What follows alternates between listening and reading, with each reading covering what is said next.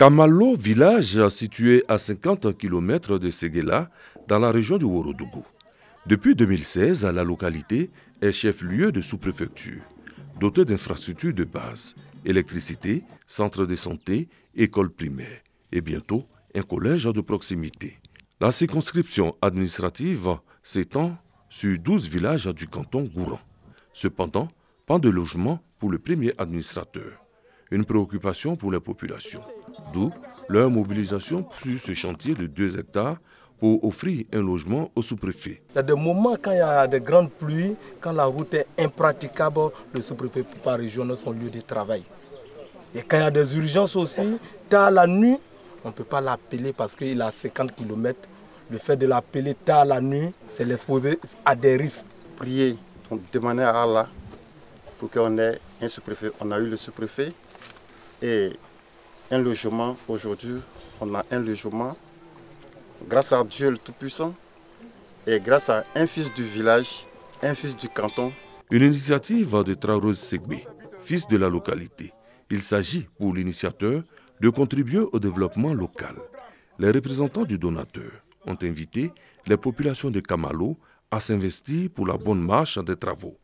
Les techniciens, ils ne sont pas de chez nous, c'est des personnes, ils sont venus pour travailler.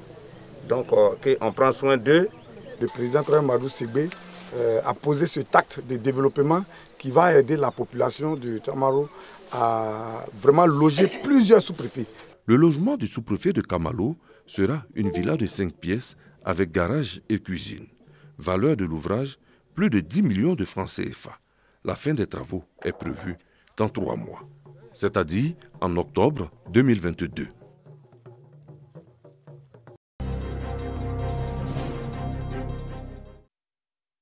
Baksou, village du département de Béoumi situé à proximité du fleuve Bandama. Dans ce village, l'eau du fleuve est la principale source d'approvisionnement des ménages, peu importe la qualité du liquide précieux. Pour cause, Baksou et 11 autres villages ne disposent d'aucune infrastructure hydraulique. Oh là même là, c'est sale tellement. Nous-mêmes on souffre même pour boire ça même. Donc on vous demande pardon. Ils n'ont qu'à donner château ici, on va avoir bol eau pour boire. La souffrance des femmes de Baksou sera désormais atténuée. L'ONG NGH contre la faim vient d'équiper le village d'un château d'eau doté d'une pompe fonctionnant à l'énergie solaire. Cette infrastructure soulage ainsi les populations de Baksou et 6 autres villages environnants. Depuis que l'eau est venue, on se sent bien. Je lave, je bois, je prends pour préparer, c'est propre. Ça, il n'y a pas de maladie dedans. L'organisation non gouvernementale a aussi offert un réfrigérateur solaire au centre de santé du village. Des actions de développement de l'ONG NGH contre la faim rendues possibles grâce au ministère de la coopération allemande et la fondation Bingo. Nous sommes heureux que ce projet ait permis à la population non seulement d'avoir de l'eau potable, et aussi à la population, plus précisément aux élèves et aux enseignants, pour pouvoir avoir une cantine dans cette école. Beaucoup de projets ont échoué ou bien sont restés vraiment sans suite parce que la population n'a pas voulu participer. On demande de la participation communautaire pour permettre au projet d'être viable et durable. Les populations bénéficiaires traduisent leur gratitude à l'ONG donatrice qui n'est pas à sa première action de développement dans ce village. Que les autorités administratives et la direction de l'hydraulique nous aident à avoir des pompes pour l'eau potable dans les autres campements qui ont des populations allant de 300 à 500 personnes. À Baksou, l'ONG NGH contre la faim a déjà construit l'école primaire, une unité de broyage, le centre de santé et bientôt une ferme avicole. L'ONG est implantée en Côte d'Ivoire depuis 2001 et intervient dans les réalisations d'édifices scolaires et extrascolaires en zone rurale.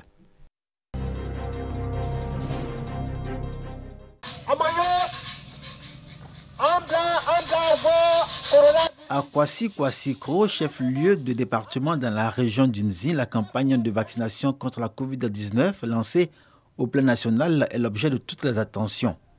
Autorités préfectorales, autorités coutumières, leaders religieux, chefs de communauté, responsables d'associations, mouvements de jeunes et de femmes, population dans toute leur diversité, du beau monde mobilisé pour le lancement de cette campagne qui touche toutes les villes, villages, campements et hameaux qui composent le département de Kwasi-Kwasi-Kro.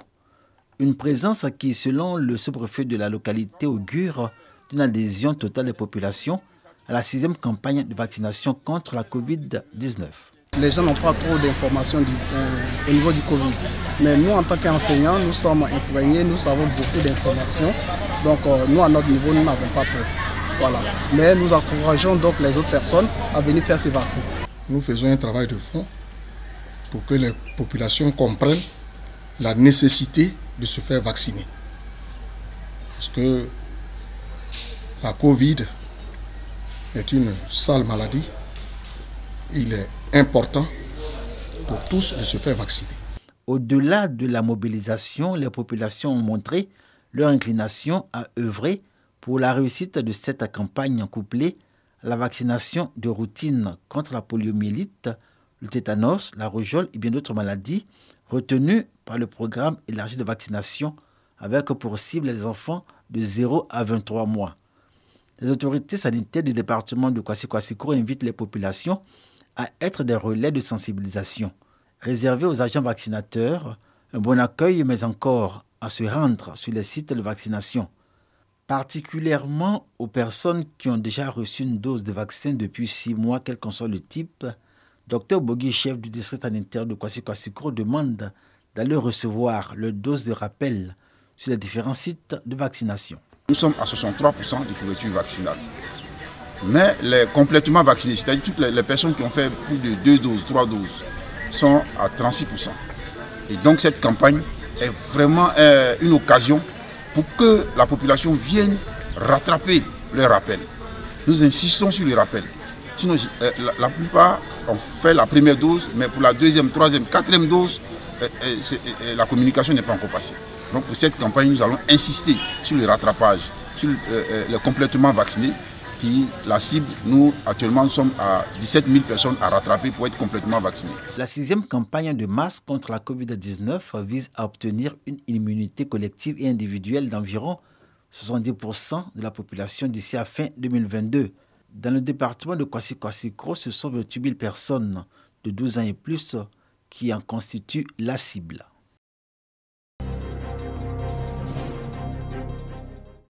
Le lycée d'enseignement technique de Boisflé, cadre d'une opération de planting d'arbres, une initiative du cantonnement des eaux et forêts de Boisflé. Ce sont au total 220 plants de teck qui ont été mis en terre.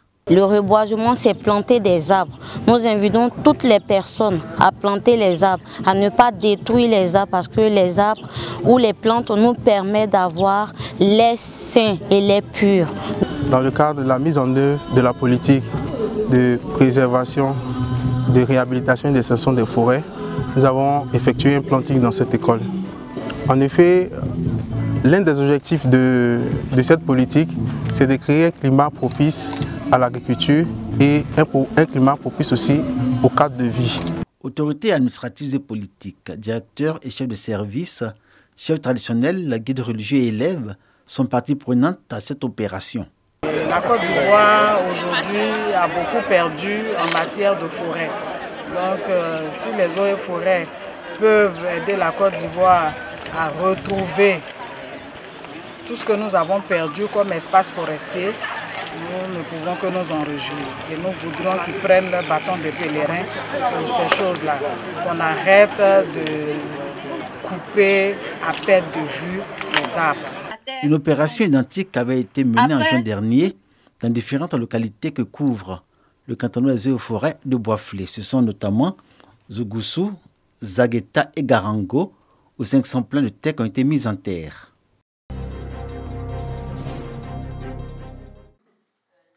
Qu'un jeune professionnel du cinéma, issu du Sénégal, du Mali, du Burkina Faso, du Niger, du Togo, de la Côte d'Ivoire et du Cameroun en formation pour un mois à Bouaké. Formation portant sur la réalisation et le montage des films documentaires. L'initiative est de l'association Africa Doc Côte d'Ivoire, une organisation œuvrant pour la promotion du film documentaire de création. L'activité culturelle bénéficie de la collaboration du Doc Monde et les ateliers Varan dans le cadre du projet dénommé Impala. Il s'agit de contribuer à la structuration du secteur du film documentaire en Afrique de l'Ouest. Le documentaire nous permet de pouvoir nous raconter nous-mêmes, de pouvoir raconter nos histoires, de conserver nos histoires, de pouvoir toucher les gens, aller au plus profond de nos contrées et raconter des histoires qui existent là-bas. Le documentaire est plus proche du réel. C'est notre réalité que nous voulons raconter. Et à travers cette réalité, nous pouvons sortir de là avec des perspectives de développement et rentrer dans le cadre de l'émergence comme le président souhaite. Donner des outils, des rudiments de connaissance du cinéma documentaire direct et chercher des sujets qui tournent autour de la ville de Bouaké. Chercher à leur donner des outils, des rudiments pour pouvoir apprendre à filmer eux-mêmes et aussi surtout la notion de travail en équipe. En marge de ces ateliers, un panel sur le film documentaire africain comme outil de sensibilisation, d'expression et de développement en Afrique de l'Ouest est également au programme. Des formations dans les domaines de l'écriture et de la production sont prévues aussi après celle de la réalisation et du montage. Débuté en 2021, le projet Impala prend fin en 2024.